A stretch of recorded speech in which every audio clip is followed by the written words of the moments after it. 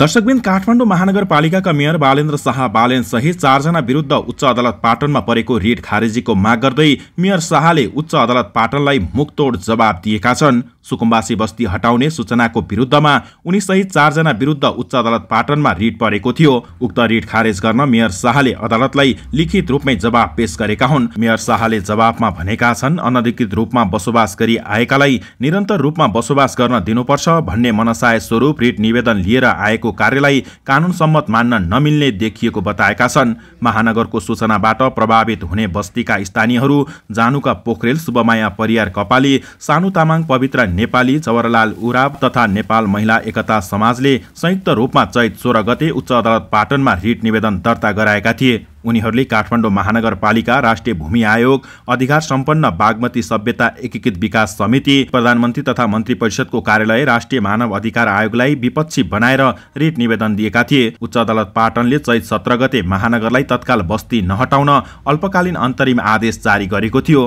अदालतले सोही आदेशलाई गत वैशाख 4 गते पनि निरन्तरता दिएको थियो। मेयर शाहले भने सुकुम्बासीका नाममा गैर सुकुम्बासीहरूले सार्वजनिक जग्गा हडप्ने प्रयास गरेको बताएका छन्। अदालतमा पेश गरेको जवाबमा उनले भनेका छन्, वास्तविक भूमिहीन सुकुम्बासीलाई रक्षा कवच बनाई गैर सुकुम्बासीले स्वार्थ सिद्ध गर्न मिल्दैन। आफ्नो थात थलोका भूमिहीन सुकुम्बासीका लागि आवासको अधिकार सम्बन्धी ऐन 2075 बमोजिम आवासको अभावमा जीवन जोखिममा पर्ने अवस्थाबाट सुरक्षित रहने अधिकारको प्रत्याभूति हुने कुरामा विवाद छैन।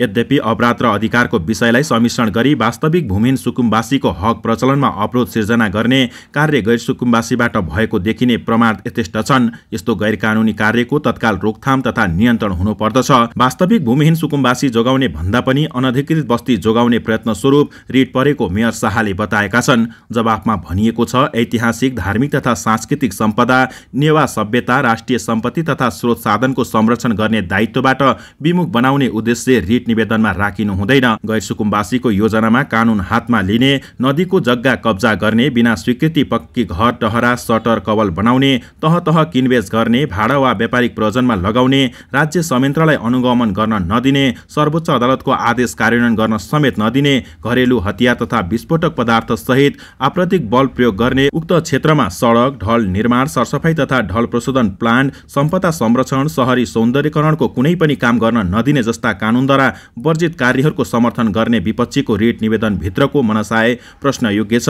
वास्तविक भूमिहीन सुकुम्बासी जोगाउने भन्दा पनि समग्र रूपमा अनधिकृत बस्ती जोगाउने उद्देश्य अन्तर्निहित देखिन्छ। अत माथि उल्लेखित आधार कारणबाट रिट निवेदकको सरोकार प्रचलित कानून तथा सर्वोच्च अदालतबाट जारी भएका न्यायिक आदेश, फैसला एवं प्रतिपादित नजिर सिद्धान्त सम्मत नभएको हुँदा रिट निवेदन प्रथम दृष्टिबाटै खारेज भागी छ, खारेज गरी पाऊँ। साँच्चीकै सरकार भनेको सिंहदरबारमा मात्रै नभएर हाम्रो पालिकामा छ, न्याय भनेको केन्द्रमा मात्रै होइन कि पालिकामा छ भन्ने कुरालाई चाहिँ आगामी दिनहरूमा साँच्चीकै नै यसलाई प्र्याक्टिस गर्न सकियोस्। उदाहरणको रूपमा न्याय माग्नलाई 11 दिन काठमाडौँ महानगरपालिकामा हिँडेर आउन नपरोस्, आफ्नै पालिकामै यस्तो न्यायहरू समाधान होस्। यसका लागि चाहिँ तपाईँहरू एकदमै जिम्मेवार पनि हुनुहुन्छ, एकदमै कर्तव्यबोध पनि गर्नुभएको छ, एकदमै प्रमुख भूमिकामा हुनुहुन्छ। नाम मात्रै उपप्रमुख हो तर एकदमै प्रमुख भूमिका हुन्छ। किन भन्दाखेरि न्याय जस्तो ठुलो कुरा त संसारमा केही पनि छैन जस्तो लाग्छ। हामीले सबभन्दा सुरुमा पाउनुपर्ने, हामीलाई एकदमै सरकार छ भन्ने बोध गराउने पहिलो कुरा नै न्याय हो। र त्यसमा तपाईँहरूले एकदमै राम्रो काम गरिदिनु भयो भने बल्ल मान्छेले जिल्ला अदालत जान नपरोस्, अरू अदालतहरू जान नपरोस्, आफ्नो पालिकामै सकिन्छ भने आफ्नो वार्डमै तपाईँहरूको मेलमिलाप केन्द्रहरू न्यायिक समितिले परिचालन गरिदिनु भयो भने चाहिँ साँच्चीकै मेरै घर दैलोमा नजिकै सरकार छ भन्ने अनुभूति हुन्छ।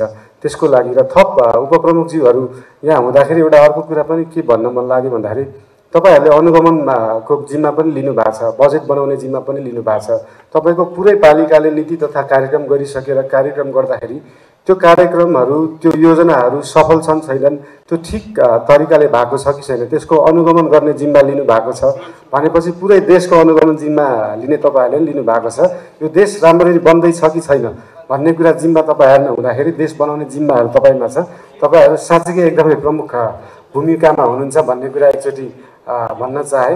र साथसाथै हाम्रो स्थानीय सरकार भनेको पर्मानेन्ट सरकार हो 5 वर्षको लागि। जस्तै अब अहिले सम्मानजी यहीँ हुनुहुन्छ, मन्त्रीजी हुनुहुन्छ, उहाँहरूको सरकार टिकिदिँदैन र हामीलाई कहिलेकाहीँ गाह्रो हुन्छ। त्यही भएर सम्माननीय प्रधानमन्त्रीज्यूलाई पनि यसपालि चाहिँ सरकार चाहिँ कम्तीमा पनि केही समयलाई टिकिदिए चाहिँ हामीले समन्वय गर्न पनि सजिलो हुन्छ। किन भन्दाखेरि धेरै कुराहरू जोडिँदो रहेछ। स्थानीय सरकार एक्लैले गर्न नसक्ने कामहरू धेरै हुन्छन्। जस्तै उदाहरणको रूपमा हामीले अहिले बागमती सभ्यता जोगाउन खोज्दैछौँ। त्यो बागमती सभ्यता भनेको हामी मान्छे पनि नहुँदाखेरिको सभ्यता। यो धरती बन्दाखेरि सुरुमा खोला नाला बने, अनि बल्ल रुख बिरुवा बने, अनि बल्ल मान्छे बनेका हुन्। धरती बन्दाखेरिको खोला नाला नदीको अधिकार त हामीले सुनिश्चित गरिदिनु पर्यो हाम्रो 100 वर्ष आउने पुस्ताहरूको लागि। त्यसको लागि चाहिँ जोगाउनलाई चाहिँ सम्माननीय प्रधानमन्त्रीज्यू, माननीय मन्त्रीज्यूहरूले पनि पहल गरिदिनुहुन्छ होला भनेर हिजो मात्रै पनि अनुरोध गरेका थिएँ। आज पनि अनुरोध गर्छु। पहिला चाहिँ हाम्रो भएकै सार्वजनिक सम्पत्ति जोगाउँ, खोला नाला जोगाउँ, त्यो पछि लिपुलेक पनि जोगाउँला, लिम्पिया धुरा पनि जोगाउँला, सबै चिज जोगाउन सकिन्छ। र यसका साथै आज यो कार्यक्रममा आइदिनु भएकोमा, प्रमुख अतिथि भएर आइदिनु भएकोमा धेरै धेरै हामी खुसी छौँ। आगामी दिनमा चाँडै नै एउटा स्थायी सरकार बनोस् र हामी सबैले मिलेर हाम्रो देश बनाउन पाऊँ। बालेनजीले अघि आफ्नो विषय राख्दै गर्दा सरकारको निरन्तरताको कुरा राख्नुभयो। म के भन्न चाहन्छु भने स्थानीय तहको निर्वाचनपछि हामीले प्रदेश र सङ्घको निर्वाचन गर्यौं। त्यसपछि सरकार निरन्तर एउटै छ। मेरै नेतृत्वमा सरकार छ। मलाई विश्वास छ यो सरकार 5 वर्षसम्म जान्छ। त्यसकारण तपाईको चिन्ता छ नि फेरि राख्छ कि भन्ने मैले बुझेसम्म त्यस्तो हुँदैन। त्यसमा ढुक्क रहन म भन्न चाहन्छु। आज यो सम्मेलनको उद्घाटन गर्दै गर्दा र तपाईहरुको अगाडि उभिएर केही कुरा राख्दै गर्दा मलाई विशेष खुसी र गर्वको महसुस भएको छ। संघीय लोकतान्त्रिक गणतन्त्रको र त्यसमा 3 तहको सरकारको परिकल्पना र गाउँ-गाउँमा सिंहदरबारको परिकल्पना गर्ने अवसर भनौं, सपना देख्ने अवसर मलाई प्राप्त भयो। मैले नेतृत्व गरेको आन्दोलनको बलमा संविधान सभा, संघीय लोकतान्त्रिक गणतन्त्र र 3 तहको सरकार बनाउने र त्यो सरकार बनाउने बेलामा पनि स्थानीय तहलाई स्थापित गर्ने बेलामा पनि मैले फेरि एकचोटि प्रधानमन्त्रीको रूपमा भूमिका खेल्ने अवसर प्राप्त गरेको थिएँ। आज स्थानीय तहको दोस्रो संस्करणको निर्वाचन सम्पन्न भइसकेपछि यो प्रथम राष्ट्रिय सम्मेलन न्यायिक समितिको त्यसको उद्घाटन गर्दा र यसको सफलताको शुभकामना व्यक्त गर्दै गर्दा मलाई विशेष हर्षको महसुस पनि भएको छ। र यो परिवर्तनको जगमा तपाईहरु हुनुहुन्छ र जग बलियो भयो भने यो सम्पूर्ण परिवर्तनको प्रक्रिया पनि सुदृढ भएर जान्छ। त्यो ऐतिहासिक भूमिका र जिम्मेवारीमा तपाईहरु हुनुहुन्छ र मैले एकचोटि फेरि ती सबै महान शहीदहरू, सबै बेपत्ता योद्धाहरू, घाइते अपाङ्गहरू, जनयुद्ध, जनआन्दोलन, मधेस आन्दोलन, धेरै धेरै खालका न्यायपूर्ण आन्दोलनहरूमा प्राण उत्सर्ग गर्ने सबैलाई श्रद्धा सुमन पनि व्यक्त गर्न चाहन्छु। उहाँहरूको बलिदान बिना आज यो स्थानीय सरकार भन्ने र स्थानीय तहमा न्यायिक समिति भन्ने उपाध्यक्षलाई एउटा अधिकारको परिभाषित गर्ने अवस्थासम्म आउँदैन थियो। कारण हामी सबैले उहाँहरूप्रति श्रद्धा सुमन व्यक्त गर्दछौँ।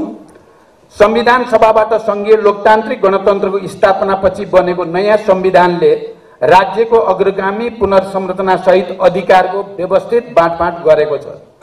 यसको ठिक ढंगले प्रयोग र अभ्यास गर्न सकेमा नेपालको संघीय प्रणाली विश्वकै निम्ति पनि एउटा मौलिक उदाहरणको रूपमा स्थापित हुन सक्दछ। संविधानमा 2072 मा स्थानीय तहलाई व्यवस्थापिका, कार्यपालिका र न्यायपालिकाको अधिकार सहित एक स्वतन्त्र तहका रूपमा परिभाषित गर्दै अधिकार विन्यास गरेको छ। स्थानीय तहहरूले संविधान, संघीय कानूनहरू र प्रदेश कानूनहरूसँग नबाजिने हदसम्म कानून निर्माणको अधिकार समेत राख्दछन्। यो व्यवस्था विगतका परम्परा र विगतका अनुभवहरूभन्दा फरक मात्रै छैन, यो साँच्चै नै विश्वका लागि पनि हामीले राम्रो काम गर्न सके एउटा प्रेरणाको स्रोत बन्न सक्ने स्थिति छ। नेपाली जनताको त्याग र बलिदानबाट नयाँ संविधान निर्माण भई परिवर्तन र सामाजिक रूपान्तरणका मुद्दा संस्थागत गरिएको भए पनि संविधानले परिकल्पना गरे अनुरूप संघीय र प्रादेशिक ऐनहरू निर्माण हुने क्रम भने अझै जारी छ। संविधानले व्यवस्था गरे अनुरूप राजनीतिक, आर्थिक, सामाजिक र सांस्कृतिक अधिकारहरूको सही विन्यास गर्न संघीय कानुनहरू यथाशीघ्र निर्माण गर्नुपर्ने राष्ट्रिय दायित्व हाम्रो अगाडि छ। भर्खरै मान्य मन्त्रीजीले भन्नुभयो केही ऐनहरू संघीय निजामती ऐन या प्रहरी समायोजन ऐन त अगाडि बढी नै सकेको छ। संघीय शिक्षा ऐन जस्ता ऐनहरू निर्माण प्रक्रियाको अन्तिम चरणमा छन् र त्यसलाई छिटै हामी सदनमा प्रस्तुत गर्दैछौँ। कतिपय संघीय कानुनहरू समेत एक अर्कासँग बाजिएको परिस्थितिमा त्यसको समाधानका निम्ति केन्द्र सरकारले समन्वयकारी भूमिका खेल्नुपर्ने हुन्छ र त्यो भूमिका खेलिरहेको पनि छ। उल्लेखित ऐनहरूले निर्माण र संशोधनको प्रक्रिया पूरा हुँदा हाम्रो संघीय व्यवस्था र अभ्यासले नयाँ फड्को मार्न सक्दछ भन्ने मेरो विश्वास छ।